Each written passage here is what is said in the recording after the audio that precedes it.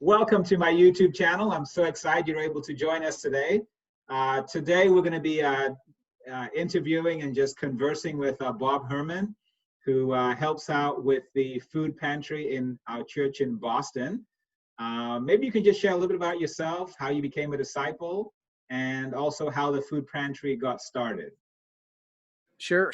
I thank you for having this time to talk about the pantry. I'm very excited about it. It's doing very, very well. I became a disciple in 1984 here in the Boston church, and I was 24 years old, and I just turned 60. So if you want to do the math, you can tell how long I've been here, but it's been awesome. I was made deacon of benevolence about 14 years ago, and but got started working in the pantry about 25 years ago. The pantry was started by Walter and Lori Kutkowski, who were leading the region at that time. And then Ken and Judy Ostrowski, who are elder, Ken is the elder for Metro, started the pantry about, like I said, about 25 and a half years ago. And so we've moved around a number of times within Framingham, but we had very, very humble beginnings. Starting off, we just disciples collecting food and bringing it. We were open on Saturday mornings, and we had a free space that we could use for a while. But then, those spaces, unfortunately, that they get leased, they kicked us out, so we had to go to another. So we've moved around town and found different places over the 25 years, including at the Dennison building, which is where the town offices were at. And so we got direct referrals from the town. So most of our client base is from the town. But getting started with the pantry, and my dad had a tough life growing up, and he had to go into an orphanage when he was 10 years old. And the group church organization really helped him out as he was growing up. And I found out as a teenager all that he'd gone through. And it really started me off to really be thinking about how something in your life can change, and all of a sudden you end up in an orphanage at 10 years old. Even though he had a mom and a dad, his mom passed away. His dad couldn't take care of him during the Depression. My dad was older. So he went through World War II and became an officer and made a good life out of himself. And then I was born late in life, but from my mom and dad. And but it really gave me a heart to understand that people go through things that are challenging, and it's not because they made a bad choice. It's just life can be tough. Mm-hmm. And so that kind of led me to be involved with all the benevolent activities, and then I was asked to be deacon of benevolence after that time. And my wife and I had kids later, and they came and helped at the pantry when they grew up and were old enough, so that our kids grew up helping at the pantry as well, which has been awesome. And they have a heart for the poor and needy as well, which has been really great. So anyway, so the pantry here at the permanent location, which is where we bought this building in Framingham, the pantry actually was the gateway to us buying this building from the town of Framingham. And Judy Ostrowski, who is still involved with the pantry, of course, and once the town knew, because she worked at the town offices, that she was involved, they said, "Oh, we want to sell the building to you guys, and we got a really good deal."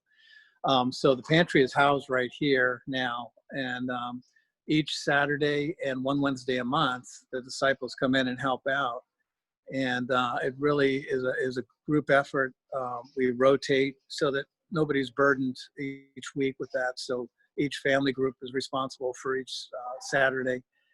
And we weren't sure with the COVID situation if we were going to be able to maintain that. And we were closed for a couple of weeks.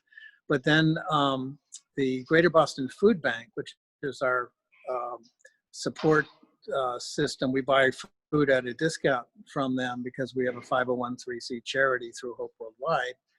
We were able to purchase food at a discount, and they were asking all of their agencies to see if they'd be willing to stay open during the COVID times because of people losing jobs and food insecurity.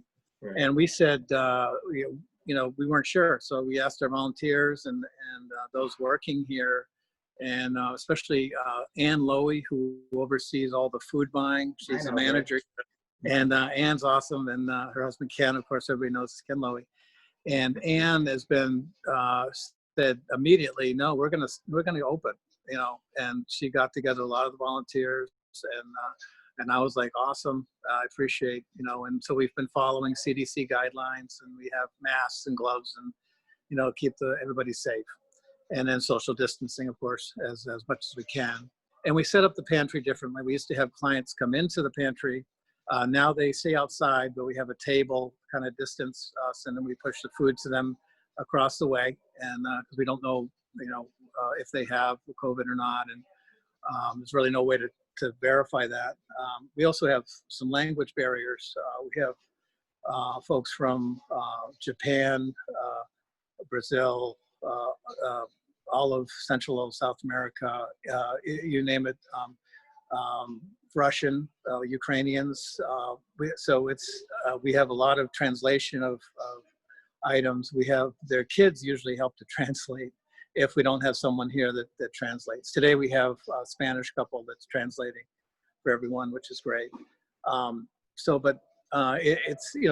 There's challenges to overcome, and to staff with all volunteers. There's no paid staff.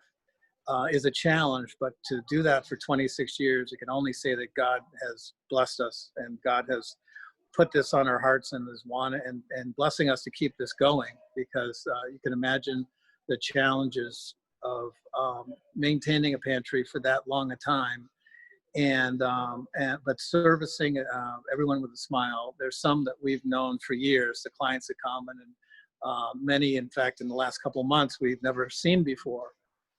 Some who've never been food insecure because of the COVID situation and job situation, and some with the legal situation of being able to get unemployment, they can't. So we don't turn anybody away. We kind of help anyone that's in need. They can come in once a month. They get a bag of food, they get toiletry items, they get frozen meats, they get fresh vegetables. We have a number of groups that give us fresh vegetables in the summertime. So we just got a delivery today from a garden farm. It's actually a small farm locally, and they dropped that off. And then we also have every Saturday a bread that gets dropped off from Blue Moon Bakery, and they bring it to us. Really great people. So we get all kinds of support through this. The town has been great. Our funding is through our disciples. We go and fundraise once a year. We have a Walk for Hope, and we use that fundraising as a base for all of our expenses. And then we also have been getting grants. So whenever we get grant money, we keep that grant money for the pantry, because it's typically allocated for food buying or perhaps to buy a freezer. We get grants that are written specifically for specific needs. We've been getting COVID grants lately. And so it's been a real across the board support. Once you establish yourself, grants and others come to you asking if we need support. And the fact that we don't have any paid staff and it's all volunteer is a huge, everybody loves that. They're like, yes, here's some more money to help you out. So we use that for food buying. And the way that works is we order food each month. We have to put in all kinds of paperwork as to how many clients came, where they're from, their annual income. So they have to be under a certain guideline.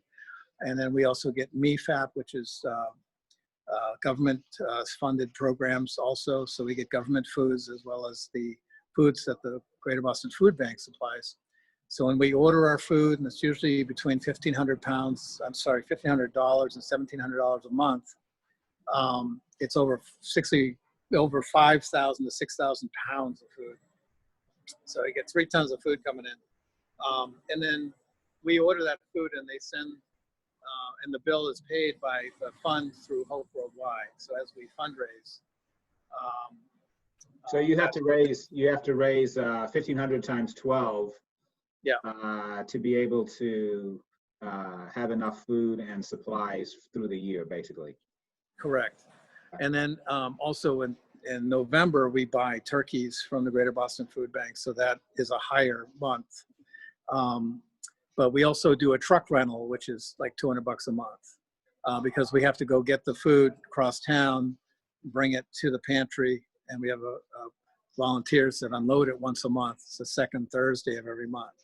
So on those days, we get a bunch of people in and they help unload it. My wife oversees the truck delivery work. She's a substitute teacher, so she's been out of work for a little bit.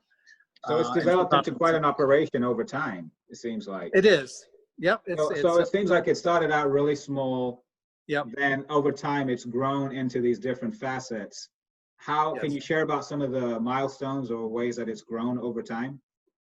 Sure. Yeah. So, like I said, originally it was just, as people needed the food, we made ourselves aware of in the community of those who needed to get some food support. And it grew fairly quickly by word of mouth, primarily.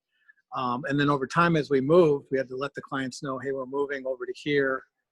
We've had to find locations. So there's a guy in the church, Edje, who's helped with real estate, finding spots as we've moved around. And then as we've moved, by the time we've been here at the new building in the last 7 years, people know who we are, where we've been, and this has been the time we've gotten most of the grants. It's been in the last few years that the grant money has come through because we're more established and permanent. So things have improved a lot, and the need for fundraising is still there, but it's primarily being covered by grant money now, which is great. And then we've had fewer volunteers recently because of COVID, because some of our volunteers are older and feel at risk, and that's fine. And so our volunteer base is reduced right now, but people are coming back and feeling more comfortable, and we're getting some of those folks back now who understand that we're being very, very safe and safety conscious, of course. And we're right in downtown Framingham on Concord Street, 214 Concord Street, downtown Framingham. So we are within 5 minutes walk of the City Hall. There's a Dunkin' Donuts the other way, so we got a lot of cross traffic, which is great. And then we're also on a number of websites. So if they go to the website, they'll see the pantry website, which is www.hopefoodpantry.org. And then my cell phone number is also on there. So I get calls from people who ask the questions where, are you open this Saturday? What do I need to have to qualify? And so I'll say, you need a photo ID, like a driver's license, and a recent utility bill that has your address, because we have to verify their address. And some of the folks are they have to move sometimes. Sometimes they're coming from a shelter situation that's not a food supplied shelter. It's just living situation. So we do get turnover as far as people that come and have come, but primarily our clientele, our clients are elderly. They've been coming to the pantry a number of years and needed the continued support of the pantry. We do have young families with kids that that help out. And we've also had people that have lost their jobs temporarily and have come back to help out at the pantry. We do get volunteers from the community. I get calls all the time. About how many volunteers do you have? Overall, we have typically around 150 rotating through. Okay. Yeah. How many on a weekly or monthly basis? We need at least 8 people to open these days. So we have 8 on a Saturday morning, 8 on a Wednesday morning when we're open. We're open one Wednesday a month. Like next week is 4th of July, we won't be open, but we will be open the following Saturdays. So we get, with the COVID times, we've had more volunteers rotating through just because we have fewer right now, but when we're fully staffed with everyone, we've got a good 150 people, and teams love to come and help.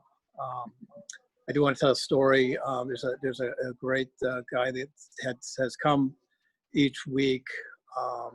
He's from the Congo. His family moved here a number of years ago, and his name is Narcisse. And he was the oldest in his family, and he started coming when he was like a sophomore in high school. And he would come every single Saturday. He would walk from across town and come at the pantry, and I'd ask him, do you need anything? Do you need any food? And he said, no, I'm just here to help. And he'd come and he'd help. And so he would come every Saturday. I said, Narcisse, now this is great, and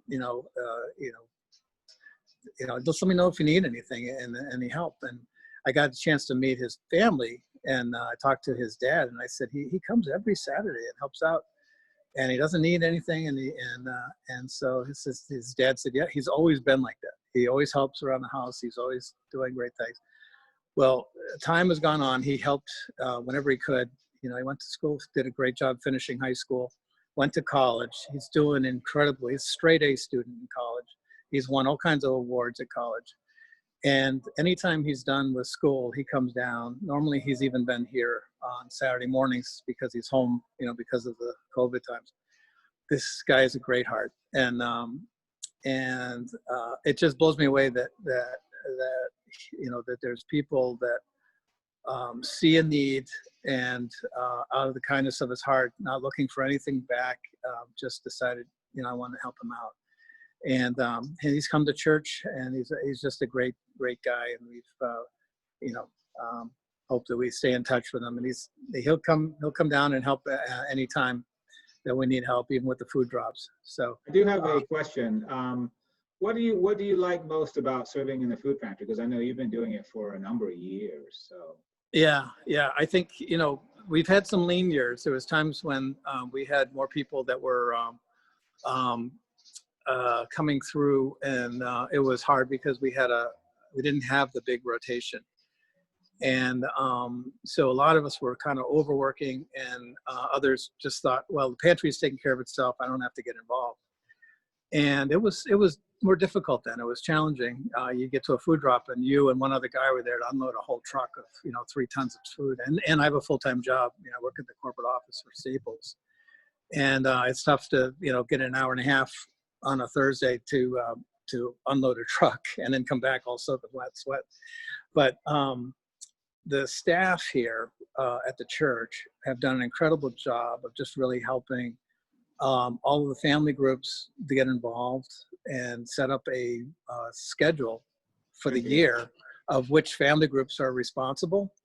And but the beauty of that is that people have got exposed and helped and helping who wouldn't have normally come, because it's part of their responsibility as a family group. And by doing that, they love it. So they've been coming back happily each time for their times. And it works out with the number of family groups we have in the church that it's only 4 times a year.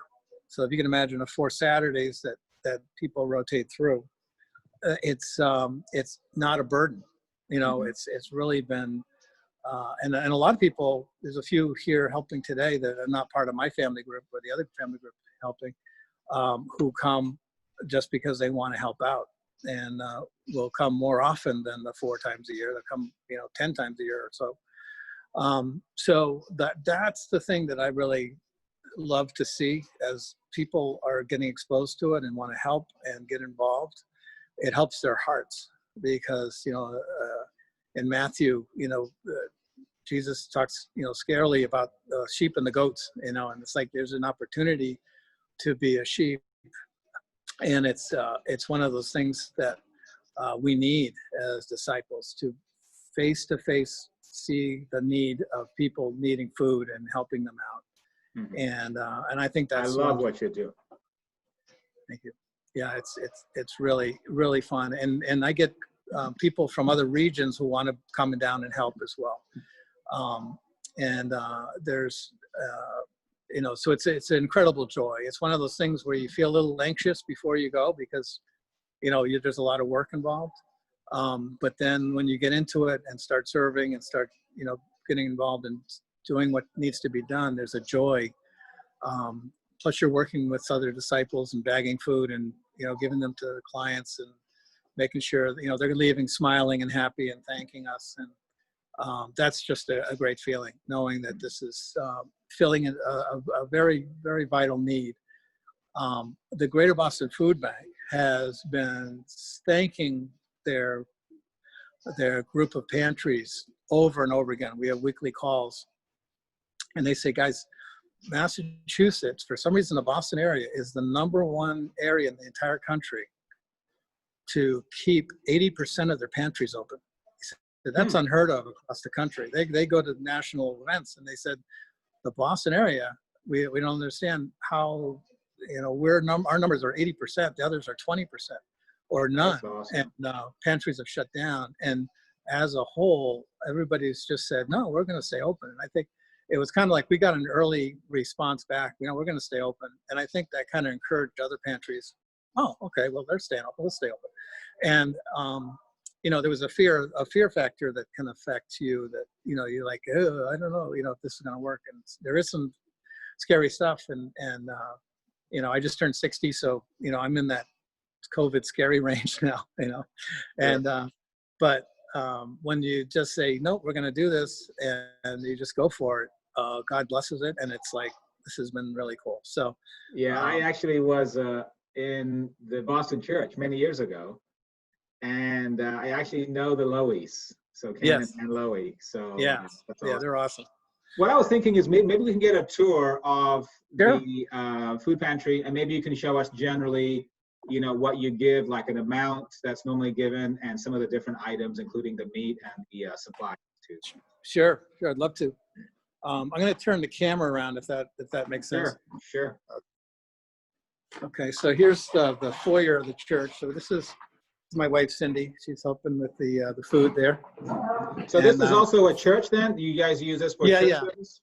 Yeah, so all of these items go into this storage room in the corner. It's our office, actually, for the pantry. Okay. So here's Debbie at the computer. So we have milk items. We have, soap and toothpaste. Yeah. Baby items up here. We have some diapers. Okay. There's Debbie at the computer. Hello. Yeah. We have a freezer full of frozen foods, and we have a fridge full. What are you said meats in there? You said I think pork is in the freezer. We have pork.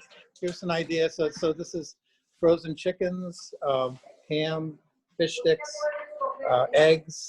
So we have eggs and fruit items. We have some paper goods that go out. These folks are helping out, handing out the food. Yep. And then, so that's the front end. Eggs. Okay. And then meats. Yeah. Blueberries, chicken breasts. So we have all kinds of stuff. Okay. Yep. So you can see it gets a little busy at the front there. I'm going to get out of their way. But I'm going to show you where the rest of the pantry is. It's down in the basement. So this is obviously where you have service then, right? Yes, this is where we have service here. So because you guys started the food pantry, that you were able to get this building that could then be used for church, or was it the other way around? Incredible building. Yes, it's used for church. It's also the church offices. Okay. And it even has a gym. So the teens meet here, basketball, volleyball. So they use the whole building, which is great. Wow. And yeah, we got an incredible deal. We have a full kitchen. So you have a kitchen with more freezers and stuff. Okay. So we've had a lot of events here at church. So it's a great building. And then we have a full stage up in there. I don't know if you can see it, but downstairs is where the pantry storage area is. Okay. And this is where we bag up the food. And this is John LeBrecht. John does an incredible job. He does a lot of John. work around the building. That's John. And then we got this salvaged conveyor, and it goes up to this hatch, and that's where the food gets brought up by the truck, and we run the conveyor down. It's a powered conveyor. Wow. So this is the food. This is Denilson helping out with the food bags. So that's Denilson. And then there's our food supplies. There's Ron in French. We're having an interview. Yeah, in the pantry. So here's some toothpaste. And then we have the take two items in this room. So we have a great spot for all of the pantry items. Let me see if this goes on. Oh, here we go. So we'll storage area back in here. And so we restock each month. Here's some diapers and some dinners. We have a chest freezer full of chickens. Wow. Other freezers and fridges. So we have a bunch of these. So these all came from grants. These freezers and fridges that we have were from specific grants over the years. We had residential type fridges and freezers, and the health department wanted us to get commercial grade. Okay. And a lot of these have the temperature on them. That's part of it. And they last longer. And this one's empty on this side, but we have, we've been pulling through the meat, so we're running low on stuff. Yeah, so we're just consolidating, really low on food right now. Just a few eggs left, so end of the month, Right. More here.